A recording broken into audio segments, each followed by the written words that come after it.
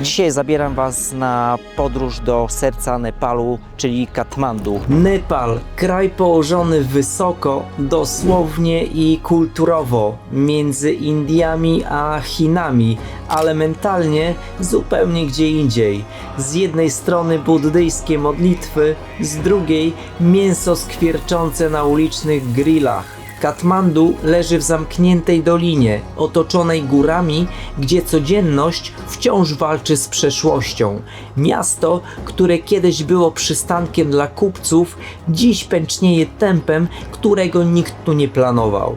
Rzeka Bagmati płynie przez środek i jakby próbowała coś uporządkować, ale tylko pozornie. Pokażemy Wam tybetańskie kluski laughing, ręcznie robione przez kobiety, które wiedzą, co to znaczy codzienność bez fanaberii.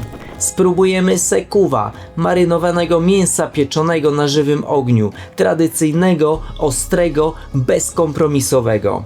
Poznamy młodych Nepalczyków, którzy nie uciekli za granicę, zostali tu, zakasali rękawy i robią jedzenie po swojemu. W dzielnicy Patan pokażemy kuchnię Newari, lokalną, precyzyjną, bez filtrów. Dzieci, które pracują nie z wyboru, z konieczności, a obok nich momo, lokalne pierogi, które są tu codziennością jak chleb i masło. I na koniec pokażemy coś, co wielu omija wzrokiem. Kremacje Pasupatina, publiczne, realne, nie po to, żeby szokować, po to, żeby zrozumieć. To nie jest tylko opowieść o jedzeniu, to historia o tym, co dzieje się pomiędzy przeszłością a przyszłością, pomiędzy modlitwą a głodem, pomiędzy tym, co widać, a tym, co naprawdę się dzieje. Z chaosu ulic Katmandu przenosimy się do miejsca, gdzie wszystko dzieje się w ciszy i skupieniu. W samym sercu tybetańskiej dzielnicy Bouda w Katmandu znajduje się Kawa Karpo Tasty Noodle Factory. To miejsce, gdzie tradycja spotyka się z codziennością. Tutaj kobiety od świtu do zmierzchu ręcznie przygotowują makaron, bez nowoczesnych maszyn, tylko z pomocą starej elektrycznej maszyny, która pamięta czasy, gdy wszystko robiono inaczej. Spójrzcie na tą starą, musiężną maszynę. Codziennie po południu wykonywany jest makaron, ręcznie wiadomo robiony. Codziennie 16 kg makaronu sprzedaje właścicielka tego lokalu. Jest bardzo tego dużo. Każdy makaron to efekt ich precyzji i doświadczenia. Zobaczcie, jak pięknie się ten makaron prezentuje. Jest bardzo ciężki. Teraz przez chwilę będzie trochę przesychał na tym czymś, co tutaj jest postawione. Obok powstaje laughing, danie, które przywędrowało z chińskiego Sichuan. To zimna galaretka z mąki ziemniaczanej lub pszennej, doprawiona ostrym sosem z czosnkiem, octem i chili. Popularna wśród młodych Nepalczyków, stała się symbolem kulinarnej fuzji kultur. Zobaczymy, co to z tego wyszło.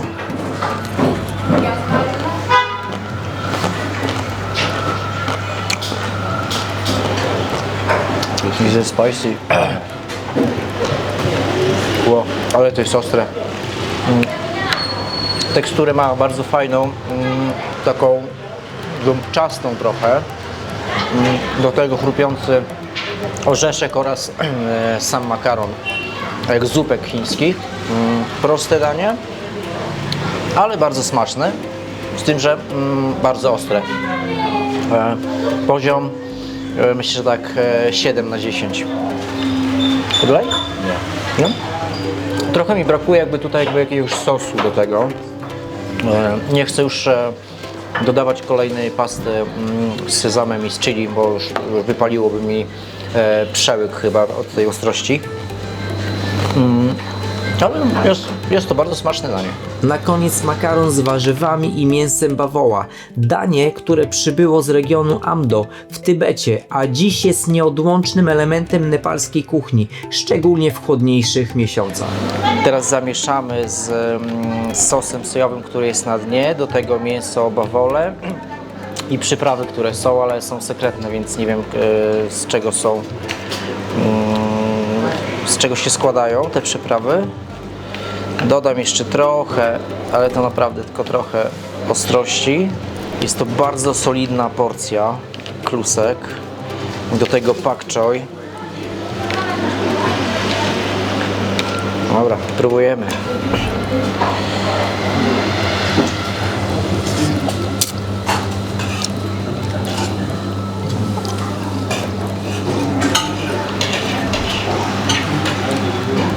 Czuć trochę imbir, do tego ten sos sojowy, który jest lekko słony, a kluski są wyśmienite, są jędrne, są idealnie ugotowane al dente, do tego chrupiąca pak choi. Dawno nie jadłem takiego dobrego makaronu wykonanego ręcznie. Jest to naprawdę super danie.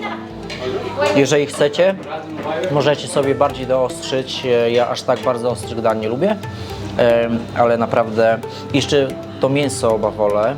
Myślałem, że będzie bardzo suche, ale z tym sosem sojowym szybko wchłonęło ten cały sos do środka i jest naprawdę mięso bardzo soczyste. Jest takie przyjemne uczucie pikantności wokół ust. No, ma fajnego kopa. Kała Karpo to nie tylko jedzenie, to opowieść o kobietach, które codziennie wkładają serce w swoją pracę, o daniach, które łączą kultury i pokolenia. Z zapachem makaronu i ostrego sosu w tle ruszamy kilka ulic dalej. Tam, gdzie zaczyna się zupełnie inny rytm. Kilka ulic dalej świat się wycisza. Boudhanat, największa stupa Nepalu. Miejsce, gdzie buddyzm nie jest filozofią z książek. To rytuał, rytm, ruch, setki młynków modlitewnych i jeden kierunek. Ludzie przychodzą tu nie dla widoków, ale żeby coś z siebie zrzucić. Legenda mówi, że stupa powstała z inicjatywy kobiety, która hodowała kury. Poprosiła króla o pozwolenie na budowę. Król odpowiedział Dzorung Kosor, czyli niech tak będzie. I tak powstało jedno z najważniejszych miejsc duchowych w kraju. Ale wystarczy skręcić za róg i znowu jesteśmy na ulicy. Zapach się zmienia. Czosnek, chili, ogień, sekuwa, kawałki mięsa, najczęściej bawolego, marynowane i pieczone na żywym ogniu. Spójrzcie na tą kuchnię, która jest zrobiona w takim hangarze. Jest trochę dość prymitywna, ale zobaczcie na piec, który zrobił na mnie ogromne wrażenie. Chłopacy tutaj przygotowują całe barbecue, świnkę, kurczaka, bawoła oraz podroby, serca, nerki, które wszystko będą tutaj w piecu robione. I oczywiście ryba jest pieczona w popiole, który był wcześniej wydobywany z tego drewna. Chłopaki pokazali nam, jak przygotowują mięso na grilla. It's pork sekwa. It's Nepali. It's very juicy. It's chicken wings. Just 5 minutes in cooking. Then it's same. This one is fire. Można też tu dostać fantastyczną pieczoną rybę. Yeah, you live piece. It's same. Want this now? Live piece. This one is masala wrapping now. It's wrapping. Yeah.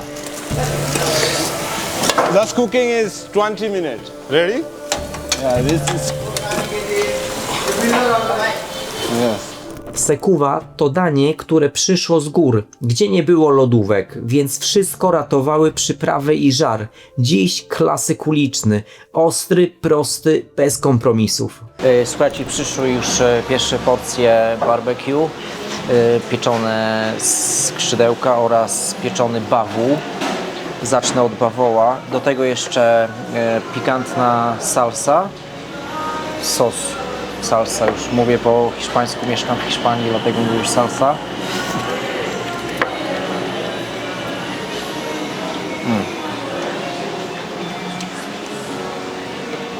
Przyprawiony jest genialnie, ale jest mega twardy, pulkowaty.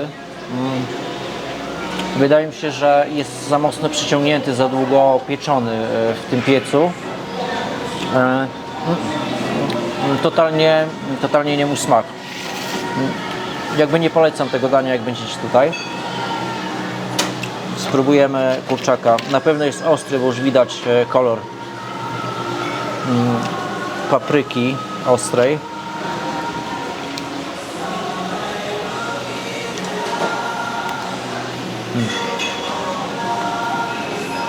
Tak, jest pikantny, też fajnie, mocno przyprawiony.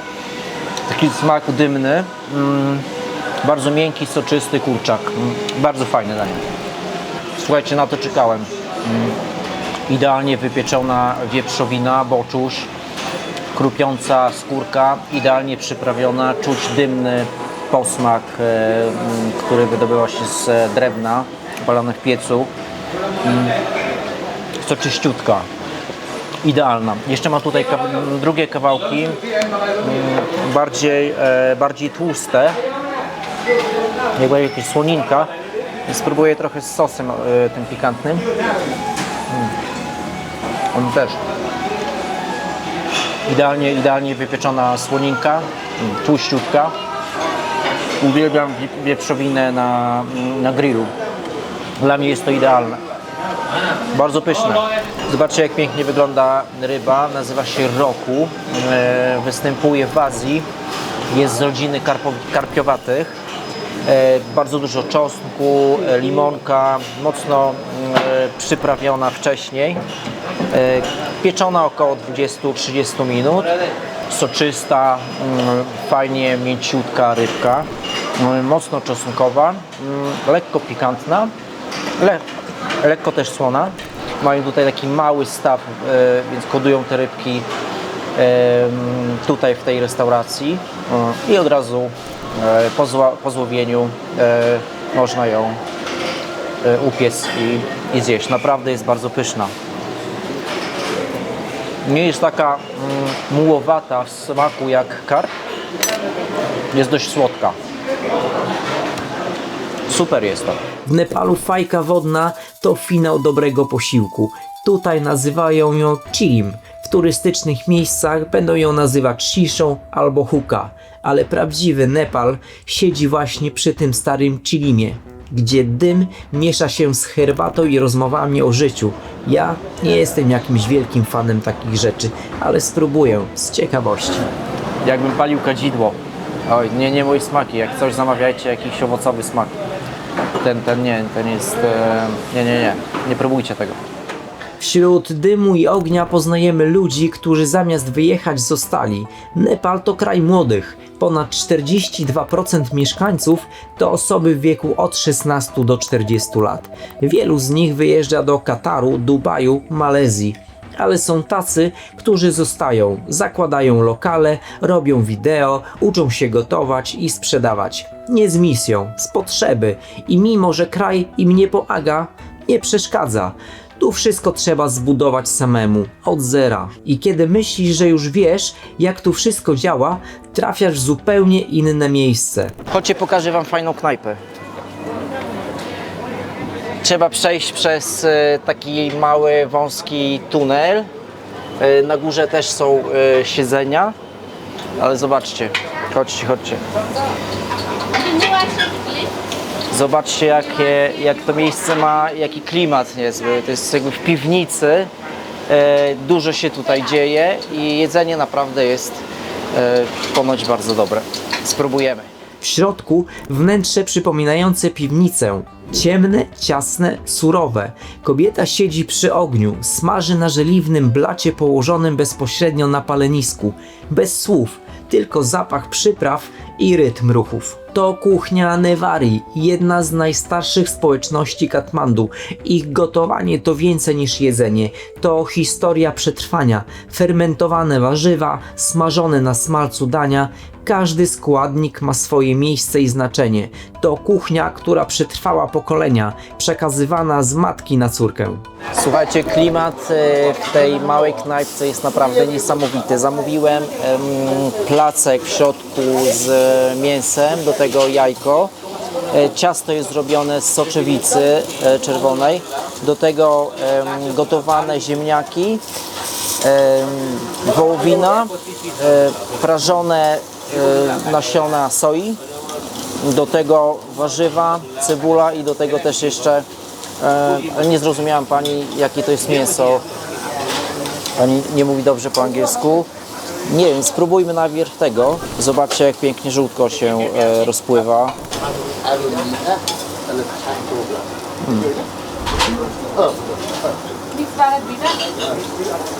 Jest to dobre. Lekko pikantne. Czuć sporo kuminu w tym. O, teraz czuję jeszcze większą pikantność.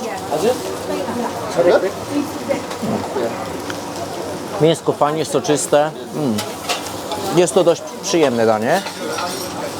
Do tego wołowina. Mięciutka, fajnie rozgotowana, soczysta wołowina. Jest też z ostrym sosem.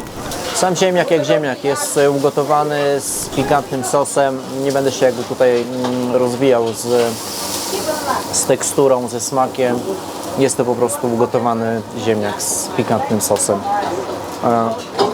Do tego chrupiące nasiona z soczewicy. Wołowina jest na zimno, jest też lekko pikantna, ale jest, moim zdaniem jest zbyt twarda, ciągnąca. Dostałem też surową wołowinę, tatara, ale jednak nie skorzystam z tej opcji, jednak boję się jeść surowego mięsa z niesprawdzonego źródła. Samo miejsce ma bardzo fajny vibe. Przychodzi tutaj bardzo dużo ludzi.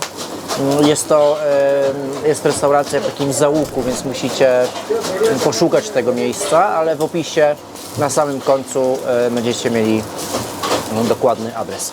Między jedną potrawą a drugą w tym samym rytmie pojawiają się oni. W Nepalu ponad 1 milion dzieci w wieku od 5 do 17 lat pracuje.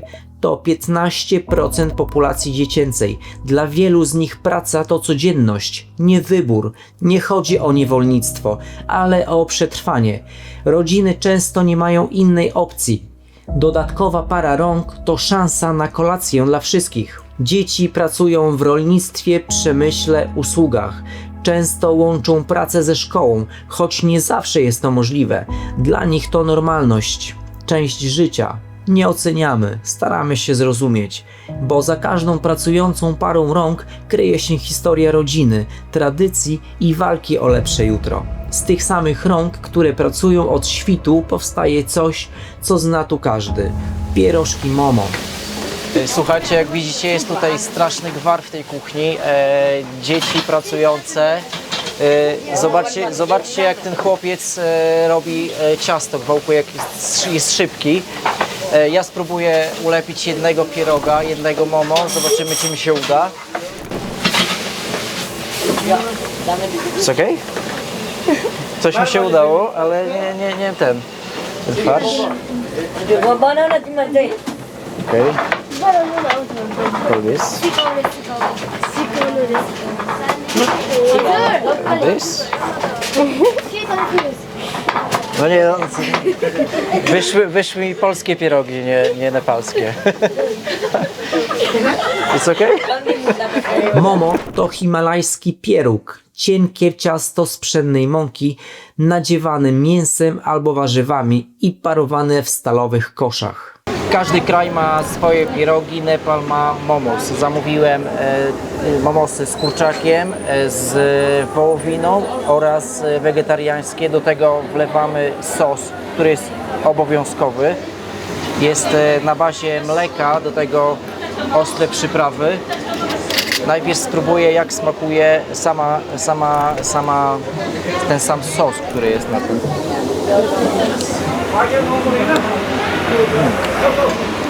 Jest lekko orzechowy, lekko czuć mleko, lekko pikantny, ale generalnie nie wiem, ciężko mi ocenić ten smak. Ani jest dobry, ani zły, jest taki po prostu jest.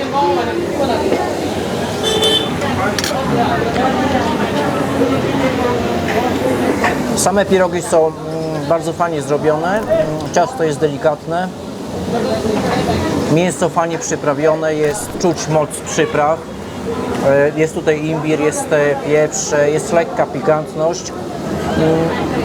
Są to naprawdę dobre pierożki, ale wolę je bez tego sosu. Przepis przyszedł z Tybetu kilkaset lat temu, gdy kupcy z Lasy handlowali z Doliną Katmandu. Od tamtej pory Nepal dorobił się własnych wersji. Baw momo z bawoliny, dzol momo zatopionych w pikantnym bulionie czy chrupiącym fry momo. Dla wielu Nepalczyków to codzienny posiłek. Tani, sycący, dostępny na każdym rogu. Spróbuję jeszcze z kurczakiem.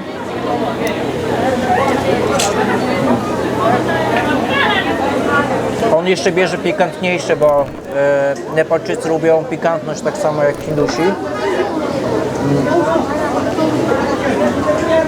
Naprawdę pyszne pierożki. Ale Nepal to także momenty, które wyciszają wszystko inne. A teraz miejsce, gdzie milknie wszystko. Świątynia Pasupatinat. Tu odbywają się kremacje. Otwarcie, publicznie. Rodzina przynosi ciało. Modlitwy, ogień, dym, rzeka. Dla wyznawców hinduizmu to przejście w kolejne życie. Dla nas trudna konfrontacja z tym, czego zazwyczaj nie chcemy widzieć. Ale tu śmierć nie jest tematem tabu. Jest częścią życia. Nie udaje, że nią nie jest. I kiedy wszystko ucichnie, zostaje pytanie, co naprawdę tu zobaczyliśmy. W tym odcinku nie chodziło tylko o smak. Chodziło o to, co za nim stoi. Ręce, które lepią makaron, ludzi, którzy zostali, choć łatwiej było wyjechać, dzieci, które pracują, zanim nauczą się pisać i o to, co dzieje się, gdy zgasną wszystkie światła, a ogień dopala się w tym Paupatinat. Nepal nie stara się być wygodny, nie musi, bo to, co tu zobaczysz, zostaje z tobą na długo.